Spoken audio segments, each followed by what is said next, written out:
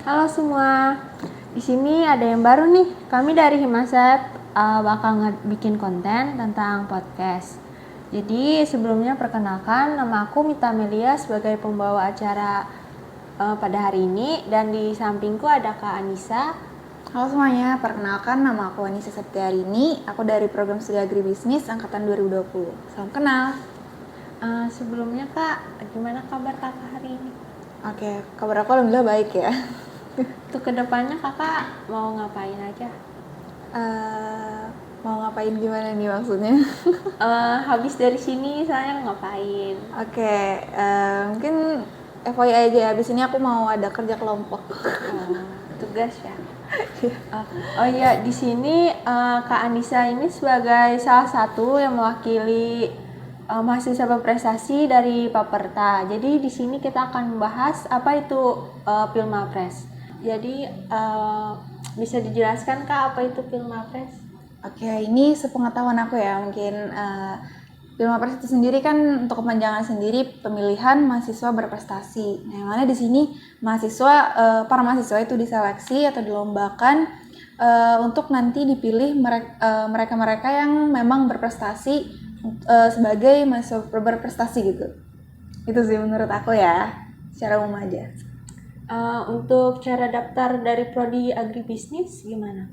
Oke, mungkin dari program studi agribisnis ya. Kalau aku kemarin itu kalau dari prodi kita bisa mendaftarkan diri kita sendiri gitu setelah ada info mengenai Pilmapres ini. Jadi mungkin dari prodi itu beda-beda sih ya. Ada yang dari mahasiswanya itu berinisiatif mendaftar sendiri, ada juga yang dari program studi itu langsung menunjuk atau memilih mahasiswanya untuk mewakili program studi mereka.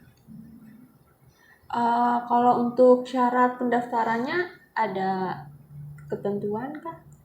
Oke, kalau syarat, ini kalau dari program studi kita kemarin ya, tuh kalau nggak salah kita maksimal tuh semester 6 tahun itu, lalu belum pernah menjadi finalis mahasiswa berprestasi sebelumnya, lalu IPK kita itu minimal 3. Nah, setelahnya ya paling kita perlu mempersiapkan CV dan lain-lain. Nah, itu kalau di program studi.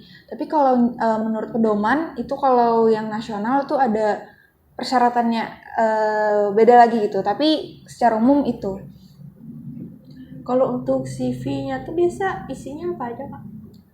Menurut aku CV ya CV pada umumnya sih ya. Di sana memuat data diri kita, achievement kita, organisasi, pengalaman dan lain-lain sih. Seperti biasa aja.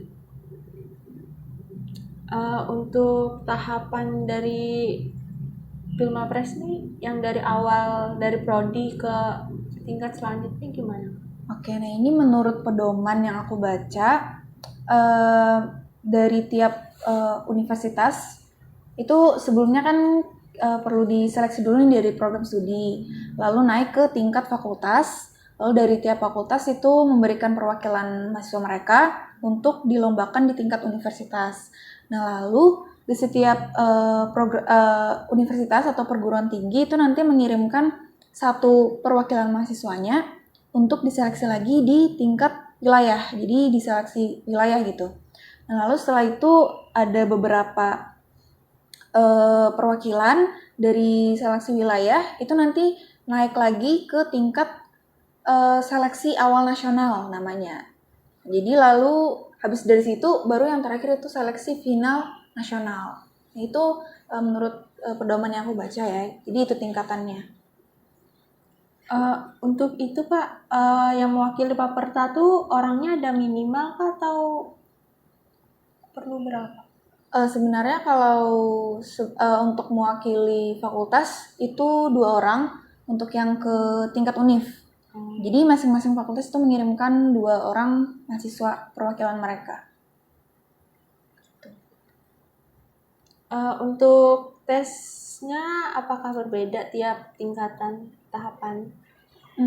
Untuk tesnya sebenarnya untuk tesnya itu emang berpegang pada pedomannya. Jadi menurut aku sama-sama aja. Mungkin ada cara mereka yang berbeda untuk penilaiannya. Jadi mau dijabarkan nih Boleh. Oke. Nah, jadi untuk penilaiannya sendiri itu ada 3 penilaian. Yang mana yang pertama itu penilaian capaian unggulan, lalu ada gagasan kreatif, dan juga ada kemampuan bahasa Inggris. Nah, ini dari pedoman ya. Jadi masing-masing penilaian itu ada persenannya masing-masing nih, persentasenya. Jadi untuk capaian unggulan ini yang paling gede nilainya itu ada 50%. Nah, jadi di capaian unggulan ini itu merupakan hasil atau capaian kita yang mendapat pengakuan, yang mana di sana kita mendapatkan mungkin semacam penghargaan atau sertifikat-sertifikat kompetisi kita. Nah, jadi di capaian unggulan ini ada beberapa bidang. Pertama itu ada, ini seingat aku ya, ada di bidang kompetisi, kayak lomba-lomba yang kita ikuti itu, lalu ada pengakuan, ada penghargaan, lalu ada hasil karya kita, ada juga karir organisasi, dan juga pemberdayaan atau aksi kemanusiaan yang kita lakukan, dan juga itu yang terakhir ada kewirausahaan. Tiap bidang-bidang itu ada tingkat atau kategorinya masing-masing, mungkin dari tingkat internasional, regional, nasional, provinsi, dan juga yang terakhir itu ada tingkat lokal atau perguruan tinggi. Nah, dan tiap kategori itu juga ada skornya masing-masing. Nah, itu untuk capaian unggulan nih. Yang kedua itu ada gagasan kreatif. Nah, di sini untuk gagasan kreatif ini persentase nilainya itu sebesar 30%. Nah, jadi lebih sedikit dari capaian unggulan.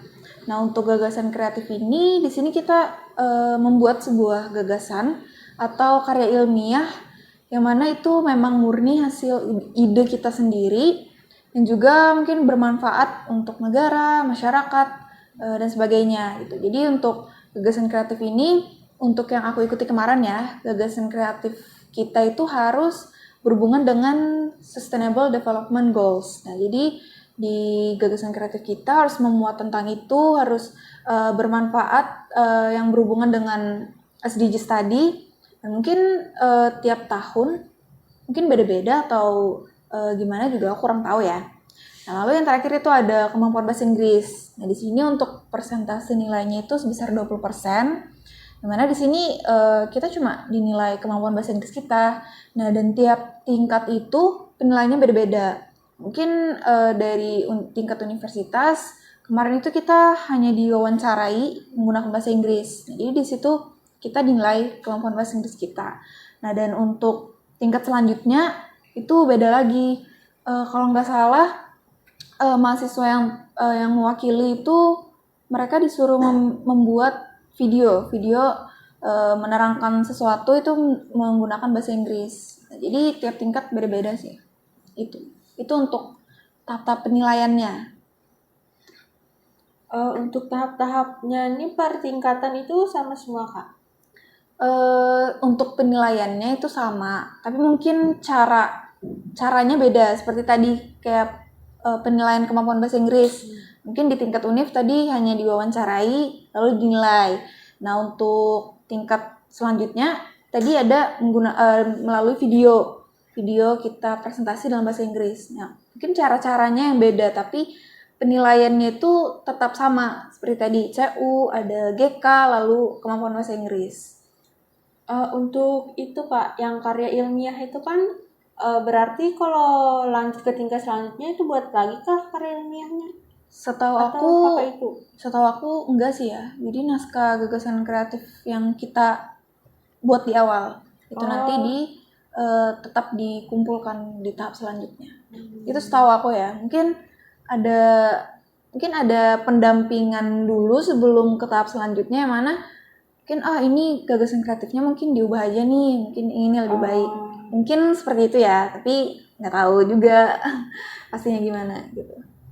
Ini Kak, yang tadi tahap pertama kan ada yang pengakuan tuh. Itu maksud pengakuan gimana? Tahap pertama yang mana, di capaian unggulan ya? Iya, yang bidang. Oke, nah salah satu bidangnya itu ada bidang pengakuan. Nah, di sini kalau nggak salah ingat itu kategorinya itu seperti kita mendapat sebuah pengakuan atau mungkin kita sebagai narasumber dari suatu event, sebagai pembicara. Nah, itu kan kita mendapat pengakuan gitu sebagai di posisi tersebut. Nah, mungkin seingat aku itu ya yang dimaksud pengakuan gitu. Ini kan ada juga yang organisasi. Jadi kakak di sini ada ikut organisasi apa? Oke, jadi selama perkuliahan aku ada ikut satu organisasi dan sekarang masih aktif ya. Jadi aku ikut ISL SULM di fakultas kita. Gitu. Berarti berpengaruh organisasi dengan tahap penilaiannya. Nah, menurut aku berpengaruh sih ya, karena tadi untuk di capaian unggulan sendiri ada bidang untuk karir organisasi. Nah, jadi di sini jabatan atau posisi kita di organisasi itu bisa mendapatkan penilaian di capaian unggulan, seperti sebagai pengurus inti, ketua, sekretaris bendahara dan pengurus di bawah itu ada skornya masing-masing dan itu bisa masuk. Tapi sesuai tingkatannya juga. Semakin tinggi tingkatnya, mungkin tingkat nasional, organisasi yang kita ikuti itu semakin besar juga skornya. Jadi menurut aku berpengaruh sih, dan mungkin secara tidak langsung juga mungkin dari melalui organisasi yang kita ikuti, kita ikut kegiatan-kegiatan, dan itu menurut aku bisa secara tidak langsung membantu kita dalam penilaian di Pilmapres ini. Mau nanya nih kak, di antara banyaknya mahasiswa dari agribisnis nih, kenapa kakak tertarik mendaftar? Apakah ada benefit yang kakak dapat atau gimana? Oke, mungkin ini motivasi aku sendiri ya gitu ya. Sebenarnya kalau motivasi aku sendiri, aku juga termotivasi dari mahasiswa berprestasi sebelumnya. Jadi menurut aku kita mendaftarkan diri untuk mengikuti Pilmapres ini menjadi sebuah tantangan untuk diri aku sendiri gitu. Nah mungkin itu yang menurut aku jadi motivasi aku. Lalu kita mengikuti Pilmapres ini kan pastinya menjadi sebuah sebuah kebanggaan tersendiri, sebuah cara kita untuk mendapat kredibilitas kita. Lalu untuk kita mendapatkan gelar ini juga bermanfaat untuk CV kita gitu. Menurut aku gitu sih ya. Hanya motivasi-motivasi biasa aja sih menurut aku yang mendorong aku untuk mendaftarkan diri aku. Itu aja. Berarti kakak suka tantangan ya? Sepertinya sesuai tantangannya juga sih ya. Lalu tadi kalau nggak salah ada benefitnya gitu ya. Nah benefitnya tadi salah satunya kita bisa masukkan dalam CV kita. Lalu sesuai pengalaman aku ya, aku juga bisa mendapatkan insight baru gitu dari hal-hal yang aku lakukan saat Pilmapres. Seperti kita disuruh membuat gagasan kreatif nih. Jadi otomatis kayak kita harus memaksa diri kita untuk berpikir kreatif, lalu harus kita mencari bahan-bahan atau ide-ide baru. Pokoknya menurut aku mendapat insight baru lah dan wawasan baru gitu dari Pilmapres ini. Itu sih. Mau nanya nih kak, tips dan triks kalau mau jadi Pilmapres apa aja? Oke, ini menurut aku ya, mungkin bisa menjadi tips dan trik untuk kalian yang berminat untuk mendaftar. Nah, jadi untuk Pilmapres ini sendiri kan kita dinilai berdasarkan akademik dan non-akademik kita gitu. Maksudnya mungkin dinilai dari intrakurikuler dan ekstrakurikuler kita ya selama perkuliahan ini. Jadi mungkin untuk kalian selain meningkatkan akademik kalian, tingkatkan juga di luar akademik. Jadi mungkin seperti mengikuti organisasi, mengikuti perlombaan. Nah, itu sangat membantu untuk Pilmapres ini. Karena tadi kan salah satu tahapnya itu ada penilaian capaian unggulan. Nah, di sini yang mana capaian unggulan ini memiliki persentase nilai yang paling besar. Jadi prestasi-prestasi kita di luar akademik ini sangat membantu dalam penilaian ini. Jadi kalian bisa perbanyak ikuti lomba, ikut organisasi dan aktif sebagai pengurus. Nah itu menurut aku sangat membantu ya, mungkin sebagai tips untuk kalian yang mau mendaftar. Mungkin itu dari aku. Pertanyaan terakhir nih kak, apakah ada pesan atau motivasi nih untuk narik angkatan selanjutnya buat daftar? Oke, mungkin sebagai pesan ya untuk kalian-kalian yang mungkin nanti tertarik untuk mengikuti. Nah, jadi kan salah satu persyaratannya kita maksimal harus semester 6 nih. Jadi untuk kalian yang angkatan-angkatan belum memasuki semester 6, mungkin bisa dipersiapkan dari sekarang karena tadi udah kita bahas kan ya tahap-tahap dan bagaimana penilaiannya. Jadi mungkin bisa sebagai gambaran untuk kalian yang nanti tertarik gitu. Nah, jadi untuk kalian kalau misal nanti udah rilis nih infonya untuk mengikuti Pilmapres, kalian langsung daftar aja dan jangan hilangkan kesempatan gitu, karena kesempatan kan jarang datang 2 kali gitu. Jadi jangan lupa persiapkan dari sekarang. Tadi untuk penilaiannya udah kita spill juga, jadi kalian ayo tantang diri kalian untuk menjadi Pilmapres, maksudnya menjadi Mapres selanjutnya gitu. Nah, itu tadi serba-serbi tentang Pilmapres yang menjadi topik kita pada hari ini bersama Kak Anissa. Jadi bagi teman-teman yang tertarik, segera persiapkan diri dari sekarang. Sekian podcast kita hari ini. Sampai bertemu di podcast selanjutnya. Dadah.